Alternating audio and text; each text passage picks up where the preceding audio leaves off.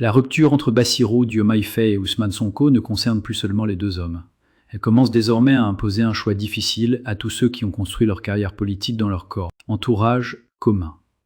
Selon Senweb, 3 ministres historiquement proches d'Ousmane Sonko se retrouveraient aujourd'hui au pied du mur, restés fidèles au leader de PASTEF ou afficher clairement leur soutien au président Bassirou Diomaye Faye. L'article présente cette situation comme une conséquence directe de la création annoncée d'un parti présidentiel autour de Diomaye, Senweb. Une réserve importante s'impose toutefois. Les sources publiques consultées confirment le climat de art. Ces pressions politiques, mais elles ne permettent pas d'établir de manière indépendante qu'un ordre officiel a été adressé à 3 ministres précis. La formule « ils doivent choisir » semble donc relever davantage d'une lecture politique que d'une injonction administrative rendue publique. Le fond du problème est néanmoins réel. Depuis le limogeage d'Ousmane Sonko de la primature et la formation d'un nouveau gouvernement, la logique du pouvoir a changé. Les responsables autrefois rassemblés dans un même projet doivent maintenant composer avec 2 centres d'autorité concurrents. D'un côté, le président de la République, qui contrôle l'exécutif et les nominations. De l'autre, Ousmane Sonko, qui conserve l'appareil de PASTEF, une forte base militante et une importante influence politique. BBC Afrique RFI. Pour les ministres concernés, rester silencieux devient de plus en plus difficile. Un ministre sert d'abord le président et le gouvernement.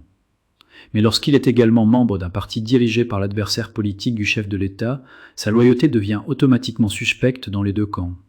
S'il se rapproche de Diomaye, il risque d'être accusé de trahison par les militants de PASTEF. S'il reste fidèle à Sonko, il peut être considéré comme politiquement incompatible avec la ligne présidentielle. Et s'il refuse de choisir, il risque de perdre la confiance des 2 côtés. Voilà pourquoi cette affaire dépasse la simple situation de 3 personnes. Elle révèle une recomposition plus profonde de la majorité. Bassirou Diomaye Faye cherche à construire une autonomie politique qui ne dépend plus de Sonko. Pour y parvenir, il doit attirer des responsables, des élus et des cadres capables de former une nouvelle base présidentielle. Ousmane Sonko, de son côté, doit empêcher que PASTEF se vide progressivement de ses responsables les plus importants. Chaque ministre qui rejoint clairement Diomaye devient une perte symbolique pour Sonko.